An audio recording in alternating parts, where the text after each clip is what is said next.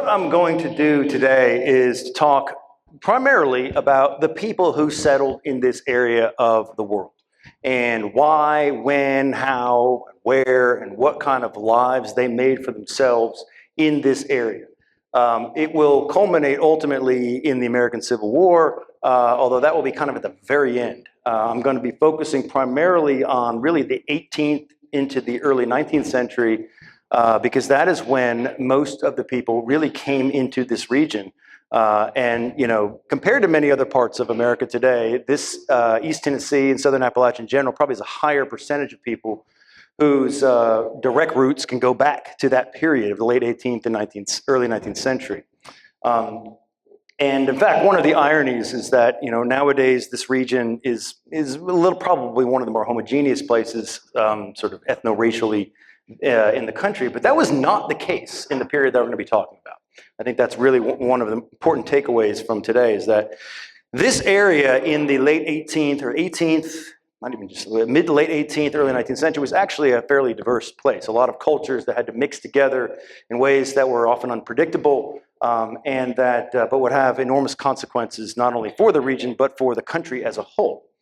All right, so the first thing I want to do is just lay out where we are. I have a couple maps here, and you'll notice that I love maps. This is a map that shows the entire Appalachian chain, basically organized by river valley, starting from, and of course Appalachia, as many people kind of forget, it goes quite a bit far north. In fact, it goes all the way into Canada.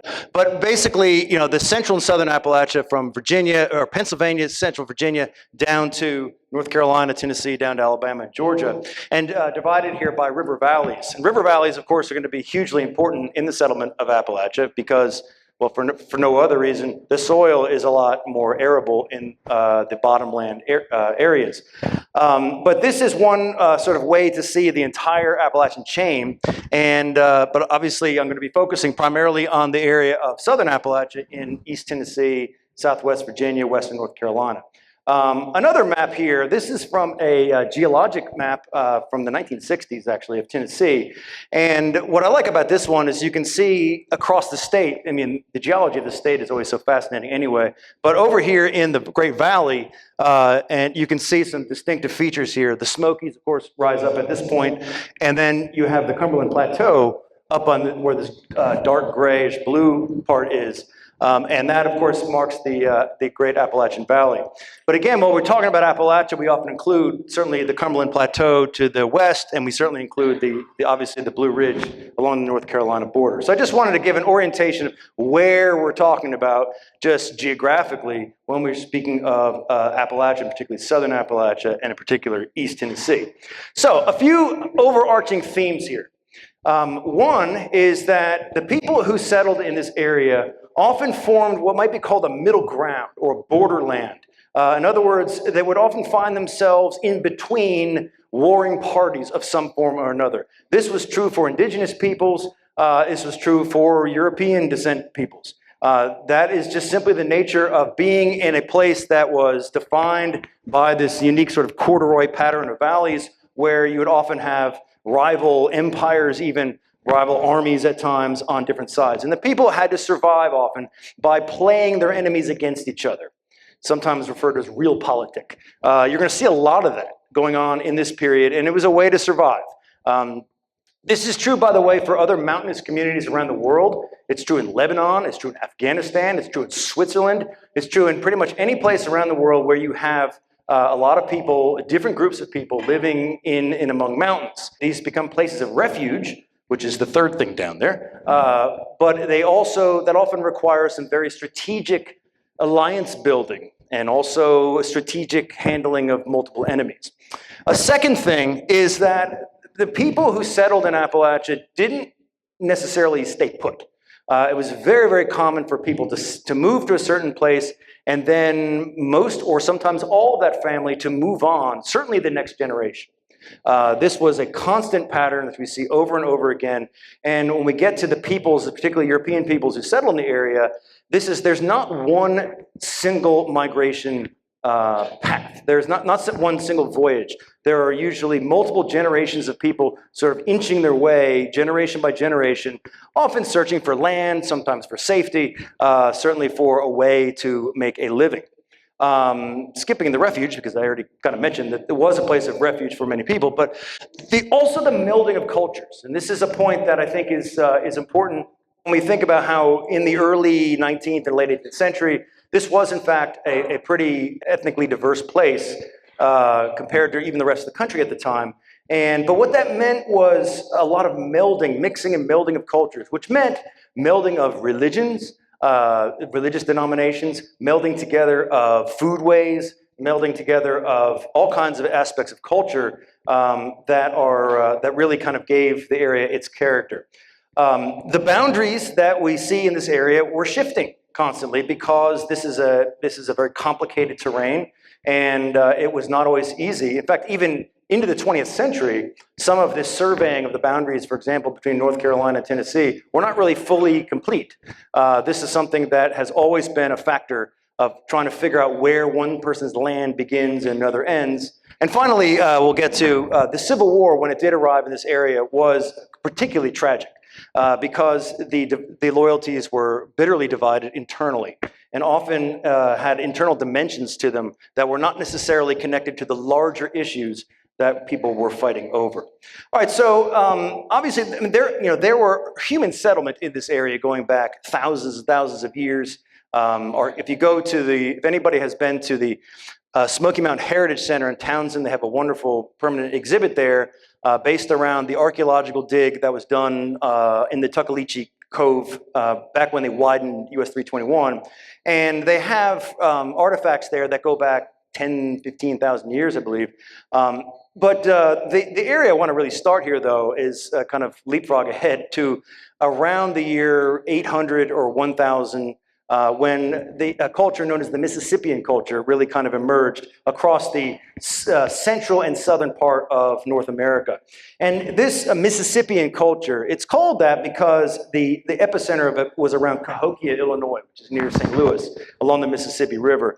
But really, these were civilizations known for mounds, mound building. It was a sedentary civilization. There were lots of other elements to it. The mounds that are, I think, of most interest to us here this is the Edwa Mounds in Bartow County, Georgia. And there were a number of these that could be found. I don't know how many are quite that big, but they found quite a few artifacts from this Mississippian age. Now, this Mississippian civilization lasted for hundreds of years, and it actually started to disintegrate before Europeans arrived.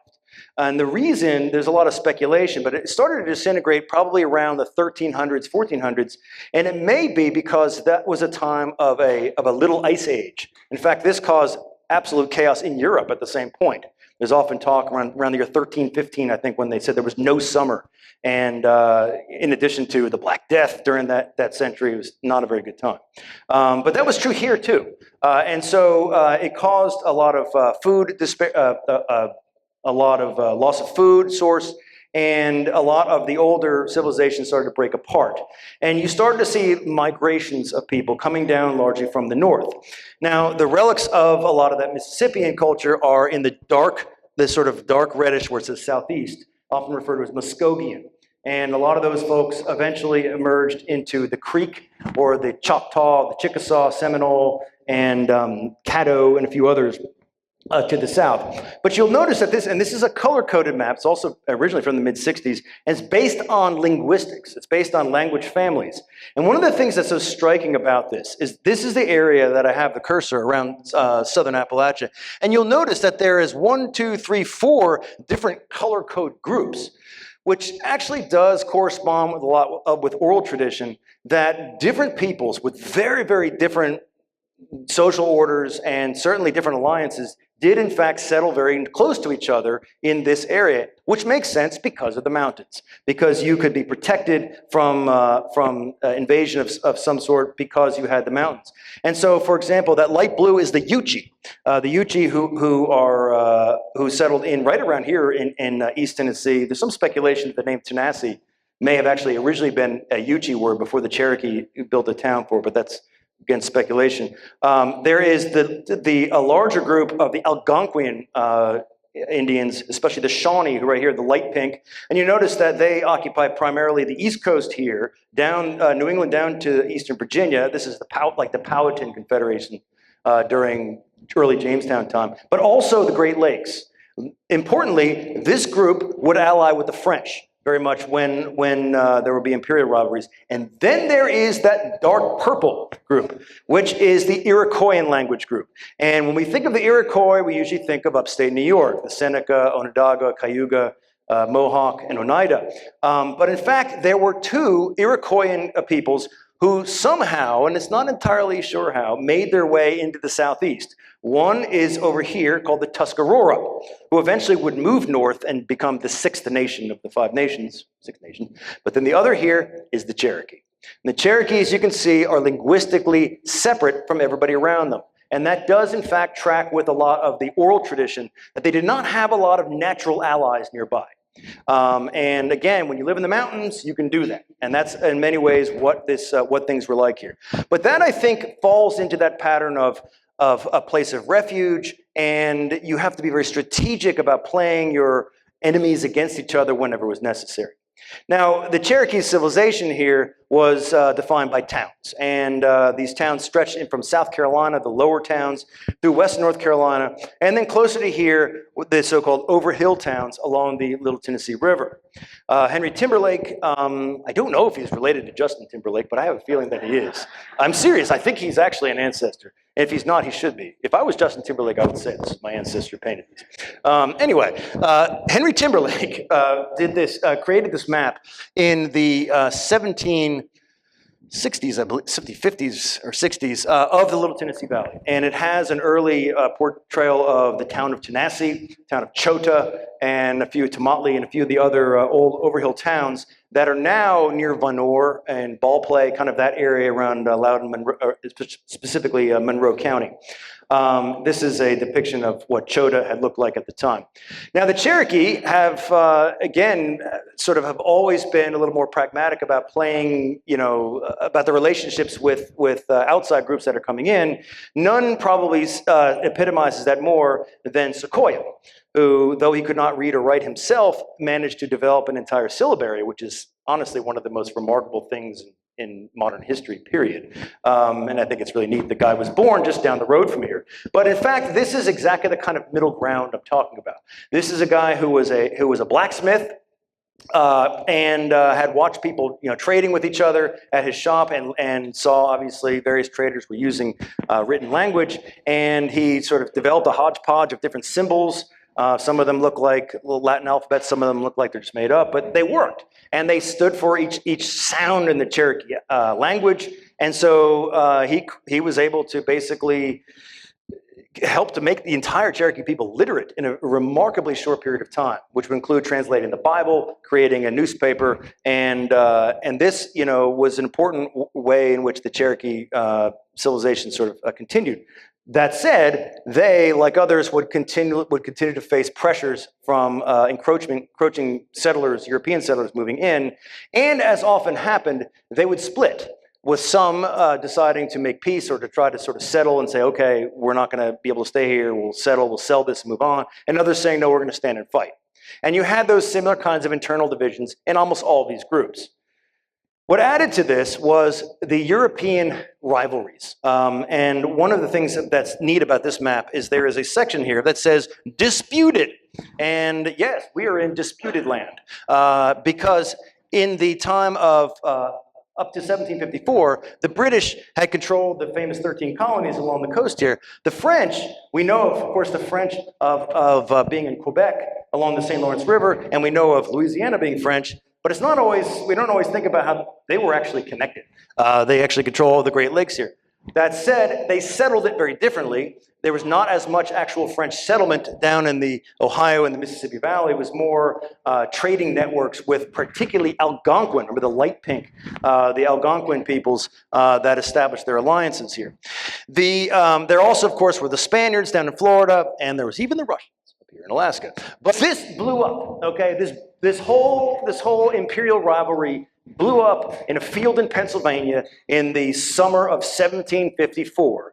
When there's a gruesome story of a man who basically killed and then literally ate the brains of somebody who had defeated a guy named Jumonville, and a horrified young 21-year-old British colonel was with him, and his name was George Washington.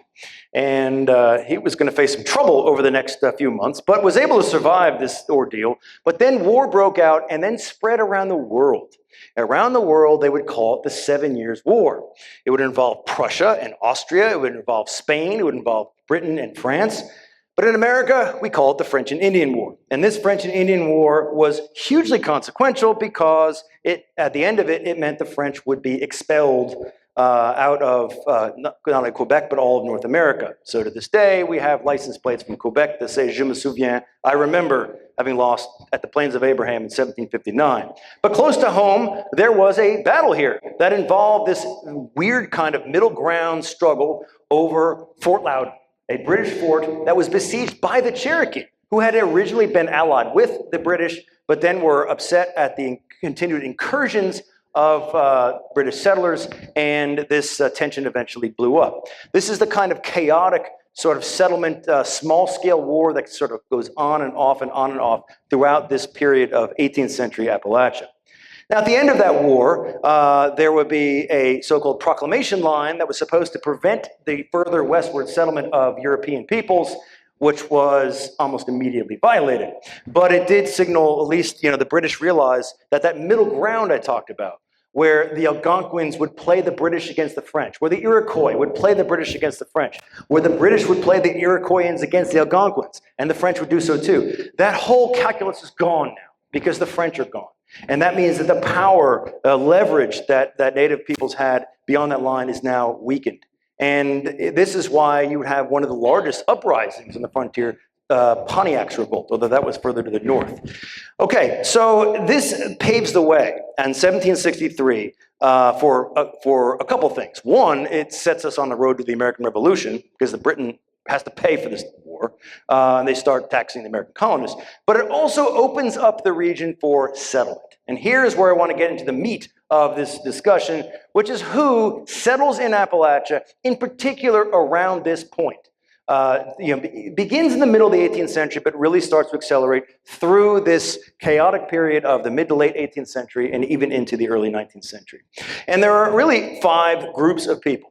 The first is not a large group, but they are some of the earliest landowners, and that's really 2 groups of people, English planters, planter class, and enslaved African Americans who did not come in large numbers in Appalachia, but they were certainly present in some areas. A poorer white population that had originally served in the Virginia colony, but had been gradually moving west, either across North Carolina or Virginia, also started moving into the valley. But it's the last 3 that I think have given most the character of the region its distinctiveness: the Protestant French Huguenots, the Scots-Irish, and the Palatinate Germans. But let me first say a little bit about the planters, let me say first about the indentured servants. The earliest labor force in colonial Virginia, around Jamestown, were primarily English. And they were indentured servants who had essentially lost their land in England. And they came over with they were promised so-called freedom dues, which would be land after they have served out their terms.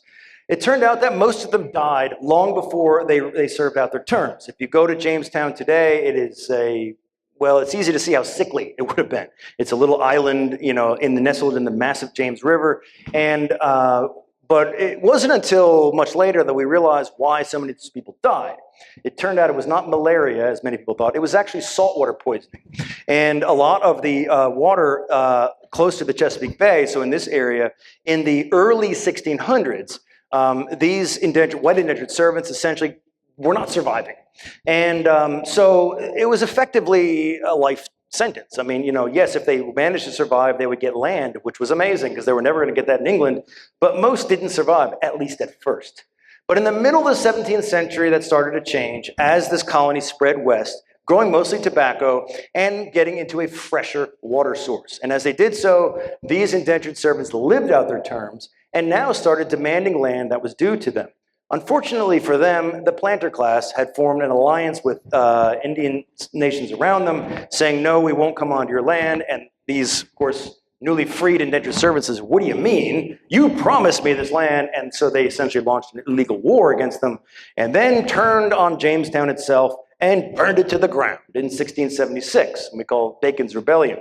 This was an absolutely crazy moment in early Virginia, but the consequence of it, more than anything else, was that the planter class decided that the indentured servant laboring population was probably not going to be reliable for the foreseeable future. And as it turns out, at this point in time, the British, that were now really coming to their own as an empire, had established the Royal African Company and had started trading African slaves from the west coast of Africa to the Caribbean primarily, and then from there up into Virginia. And so this is the point when African slavery really starts to take off in the 1680s and 90s. You hear a lot about 1619, the first Africans, but that was a small group of people, and they were largely, it wasn't really a full-on plantation slavery yet. That would absolutely emerge, though, here around the 1680s. Okay, but as that is happening, you also start to see many of these plantations, tobacco plantations, moving further and further into the valley. Probably the most famous example of this would be, well, two examples. One is the King Carter, who had moved west, but also Peter Jefferson, the father of Thomas Jefferson, who would eventually end up in Albemarle County near the Shenandoah Valley. And so this sort of plantation civilization is moving west and bringing with it enslaved African-American men and women, most of whom by this point have been on North American soil for about 3 generations. They are not in large plantations, but they are doing important work, building some of these turnpikes, serving as domestics, and doing some early work in iron furnaces up throughout the Shenandoah Valley. So this is an early group that is, in fact, coming into the valleys of the Great Valley of Virginia and down into West North Carolina. But it's the next phase that really sets the bulk of the people into this region.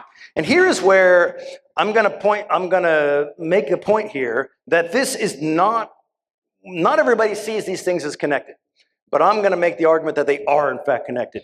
They are all connected through Louis XIV, the Sun King, whose actions beginning around 1685 set in motion a massive wave of immigration to America.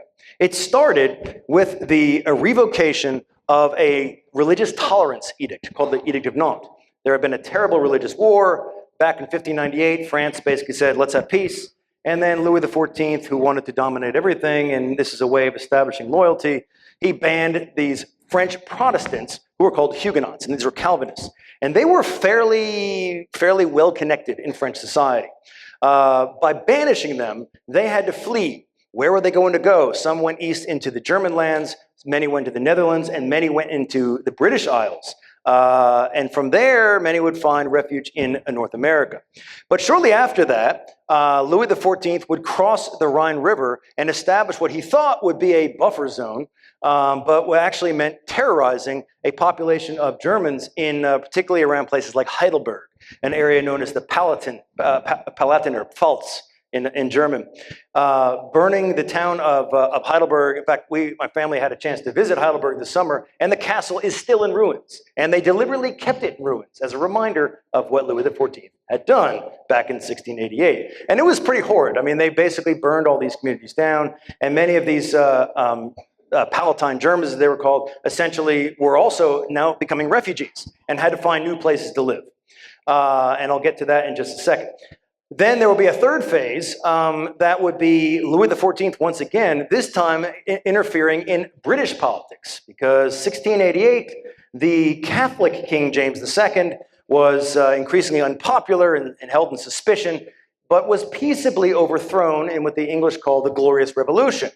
Well, James was not going to take that lying down, James II, and he found with his friend, French Louis XIV, to try to come back and retake the crown of England, and landed in Ireland, but was defeated, famously at the Battle of the Boyne in Ireland, by William of Orange, which is why to this day, Protestant Irish are associated with the color orange.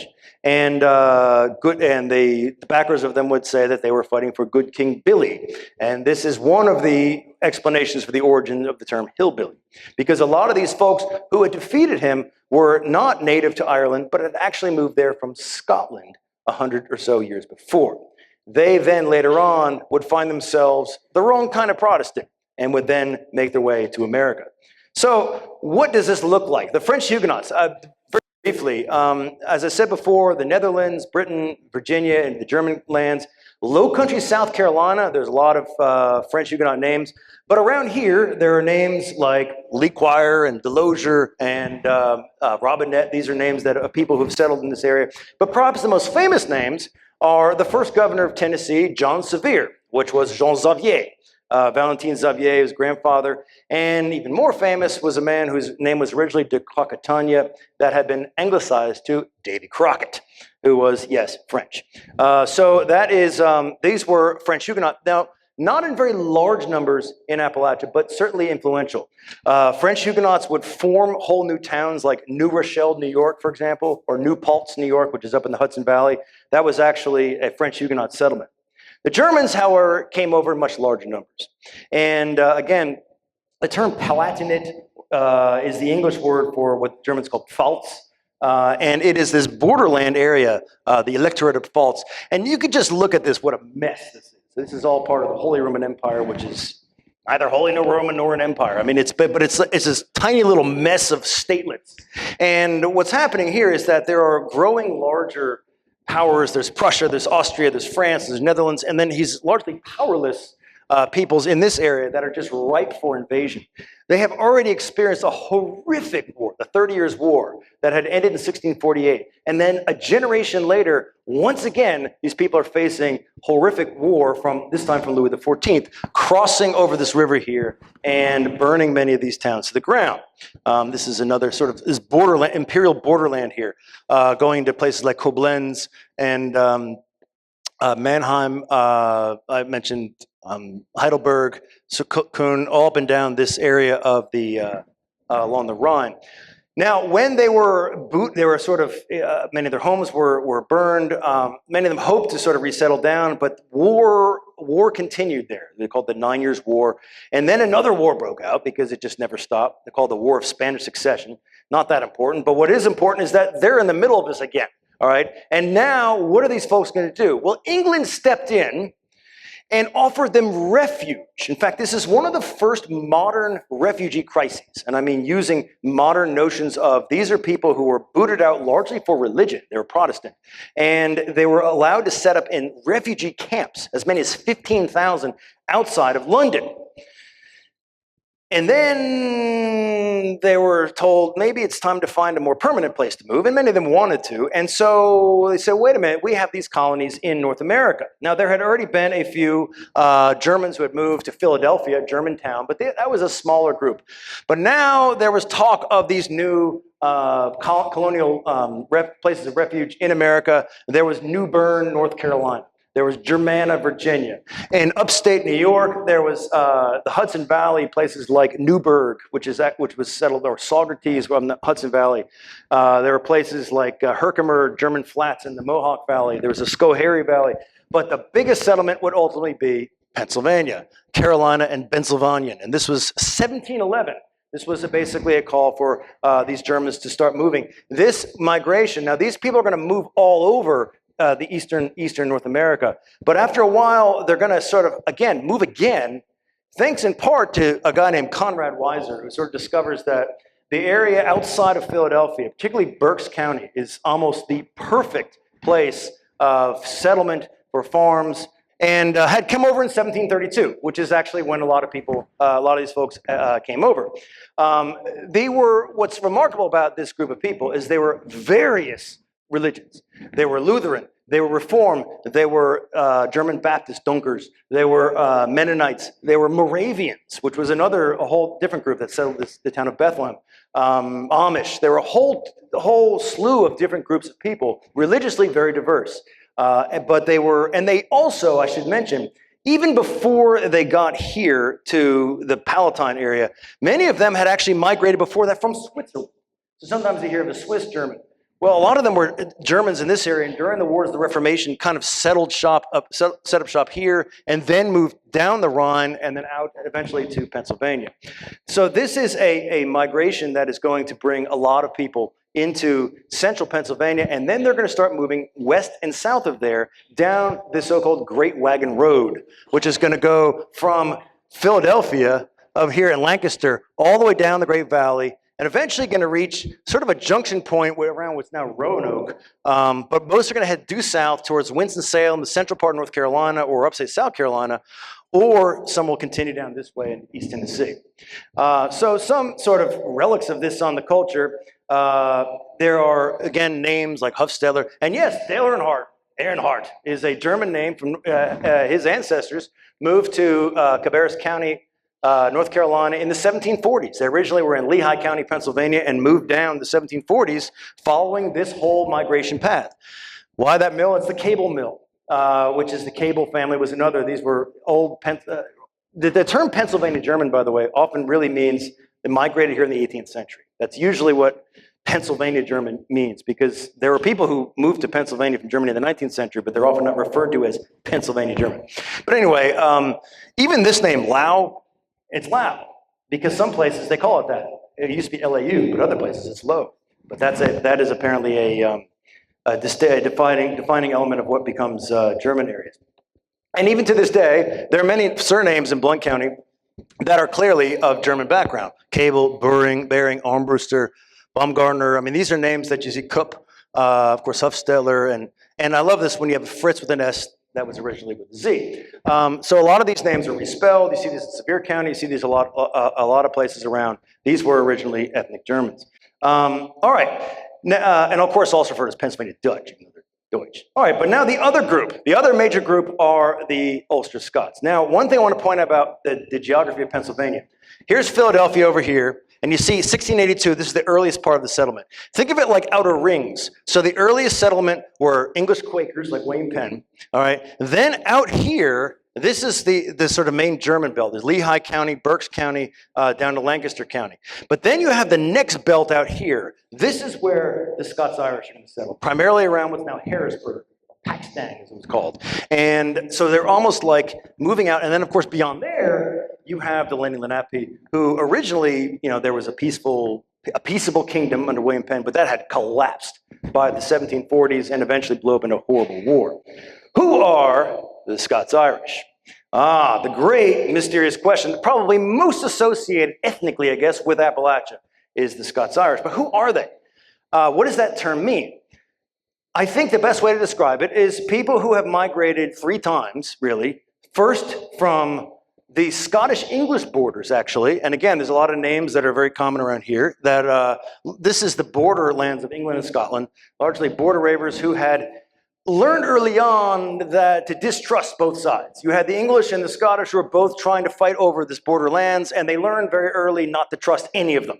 Developed a kind of a healthy, not always healthy, but often healthy, skepticism of grand claims for the land that they were on, and they would often find themselves as almost a buffer, as a place in between warring parties of some sort, which is going to happen in Appalachia too. This large group of people here are going to be essentially settled across the Irish Sea into Ireland as part of a complicated plantation, they call them planting process, of first there were English Anglicans, but then there were Scots Presbyterians.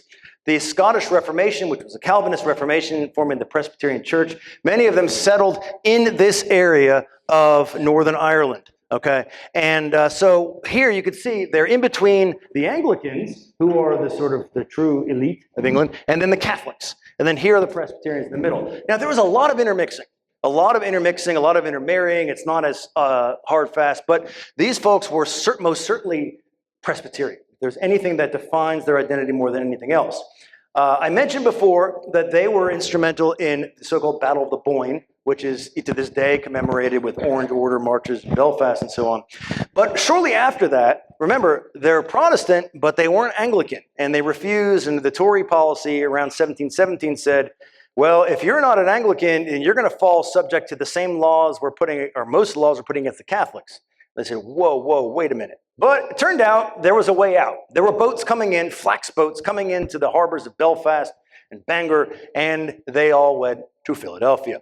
And so these Ulster Scots, as they're called, started moving now, once again, to Philadelphia and then moving out west, mostly settling out here on the outermost areas. Again, finding themselves now as a buffer between the Native Americans on one side and Germans and Anglo on the other.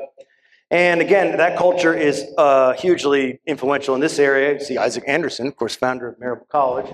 I mean, you know, there's a reason that there was a Presbyterian seminary in this area because so many came to this area. Sam Houston, very much so, fits within all of this. In fact, Sam Houston and Isaac Anderson were born very close to each other in Rockbridge County, Virginia. That seemed to be a big sort of stopping point on the way down.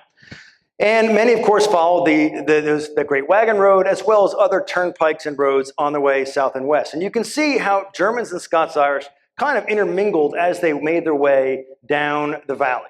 If you drive up Interstate 81 today, or US 11, you will see relics of all of these things. You will see relics of Scots-Irish names like Graham's Forge and Stewart's Draft and I saw Scott Steele's. I was going to include Steele's Tavern. Another good one to throw up there. Buchanan, Virginia. Those are obviously Northern Irish Ulster Scots names. If you go to Pennsylvania, there's even more. There's a Donegal. There's a Newry. There's a lot of other names that are clearly of the sort of Ulster Scots background. And then ones that are clearly of German background. Mossheim, Grossclose, Max Meadows in Virginia was actually a guy named Mac, was a German. Strasbourg, Virginia. These were either German or they were Swiss German. And then, of course, there's also some that have French Huguenot background, like Lenoir. William Lenoir, who was originally in North Carolina, but was also a French Huguenot background. All right, so all these folks are sort of coming together and settling in this area and intermixing pretty intensely over the course of the 18th century. Their religions are changing, their foodways are exchanging, and many of them are in turn moving on, especially as the area goes into a time of revolution. The American Revolution comes along. There's a lot of unsettled questions about politics, about relations with the Cherokee, who are also dividing. There's a 20-year period of warfare on and off. In fact, that's the reason why Maryville was, Fort Craig was first created as part of what they called the Cherokee Wars of the late 1700s. And this would go on again and off again. And you'd have a really chaotic process of trying to map out, again, shifting boundaries here, of mapping out, are we in North Carolina here? Are we in some new thing called the Watauga Association or the state of Franklin? Yeah, let's try to create a 14th state, but North Carolina said no, and then we're stuck with, well, I don't know what's going to happen. And then the new Constitution comes along, and we're a federal territory, the Southwest Territory, or the territory south and west of the Ohio River, even though we don't go up to the Ohio River. And the first governor, of course, was William Blount. And eventually, in 1796, we become Tennessee. First of all, there were some early conflicts about what this place would be like as it develops. First of all, there was a question of would slavery persist here? There were a lot of people, including Isaac Anderson, who wanted slavery to disappear, who wanted Tennessee to become a free state. There were a lot of people in this period, this was never going to be a large cotton growing area, who thought that slavery was a relic of the past. Kentuckians, many similarly in Virginia and North Carolina, they ultimately lost out. The cotton trade was too lucrative, and they lost out. But there were, in fact, abolitionists, certainly in this community. Friendsville certainly had plenty early on. There were some other questions. There was obviously the question of removal of indigenous people of the Cherokee, who actually were already largely removed out of Tennessee, except for the Chattanooga area, and then the question out of Georgia. There were constantly people moving in and moving out, especially places like Cades Cove. There were people constantly moving in from, say, Carter County, Tennessee, or from North Carolina, or from Virginia. And then there were those who were moving out. Now, why were they moving out? They're moving out, and this is a pattern that continues into the 20th century, because when people owned farms, they divided their farms up amongst all their children. It's called partible inheritance. The result of this, it was fair, but the result of this was that each generation gets smaller and smaller parcels of land. Well, the land around here is not all that arable. The soil is too rocky by far. Folks get their corn from a jar because you can't farm a lot around here. And so what happens is you end up moving, okay? So where do people go? They move into Kentucky, into Missouri, or they move to Texas. Sam Houston. They move, they move, or even further on. So, Tennessee. Why are we the volunteer state? There was a lot of concern about would there be a path westward for people in the early 19th century, because so many people were already finding they're already wearing out the land. Now remember, each generation they keep moving. They keep moving because essentially the land can only sustain people for so long. There were some other important questions. Would they be growing? Would there be a very localized economy around hogs and corn, or would there be a regional economy around wheat? And as we get closer to the Civil War, what's going to happen over the course of the next few decades? I'm going to blast through this about politics stuff.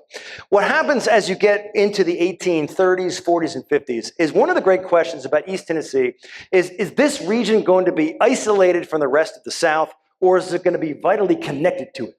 And one of the great ironies here is that the railroad, which is going to connect this region to the rest of the South, the railroad promoters were by far ended up, when the Civil War came, the most pro-Confederate people.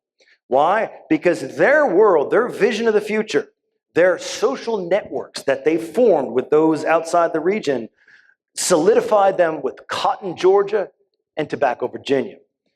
People who they traded with, people who they married with, people who they were connected with. And this railroad, which would not be finished until right before the Civil War, people along this railroad, like Sweetwater, Tennessee, or Bristol, those places tend to be more pro-Confederate, but places off just a mile or so away were the opposite. There's a lot of the enemy of my enemy is my friend, or you're for it, I'm against it, and it was a matter of who you're for. And a lot of the people became Unionists, not just because love of the United States, but also because they really resented these large planter-oriented Confederates among them.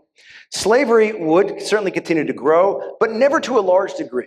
And the connection between slaveholding and loyalties was often more of an indirect one. It was not so much, the actual percentages of slaves owned. Monroe County was a very Confederate county, but not a large slaveholding county. But it was because the railroad connected them to Georgia. That's what made them, when the Civil War came along, to be more pro-Confederate. And eventually, you would have a situation where this region would be, in fact, divided. Blount County would be heavily pro-Union, about 80%, but there was a strong Confederate element. In fact, I think the property we're on was the Hannum property, I believe. Is that right? The Hannums? I think so. And there was, Colonel Hannum was a Confederate. Downtown, so parts of sort of this center. Certainly the Montvale Springs Estates, Sterling Lanier, in fact, Sidney Lanier grew up there. A lot of their clientele were from the low country of Alabama and South Carolina and Georgia who had moved up. And so their sort of worlds were connected to the lower South, and they became more pro-Confederate. But they were a minority. The vast majority of people were not those people and became pro-Union. Here's a famous picture, a famous portrait of Knoxville, where you have people literally recruited to rival armies on different sides of Gay Street. And so this war would, in fact, be one of local rivalries, local networks that often sort of, yes, there was a larger story, but for a lot of people it was very personal. And there were families that split, often fathers and oldest sons on the Union side, and the younger sons literally rebelling against the father and joining the Confederate side. But there were also counterexamples of this all over the place. There was a referendum, and most of these counties were pro-Union in the East, but there were some exceptions here. Here's Monroe and Sullivan too. Was another one up near Virginia. And, the war, there was an attempt to create a separate state of East Tennessee, like West Virginia, but didn't work. There was a guerrilla war uprising here, burning railroad bridges.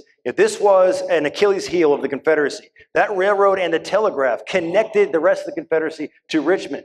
And, but yet within, there was a guerrilla war fought by people who were who were often kin to one another, and whose ancestry drew from all of these places that I mentioned.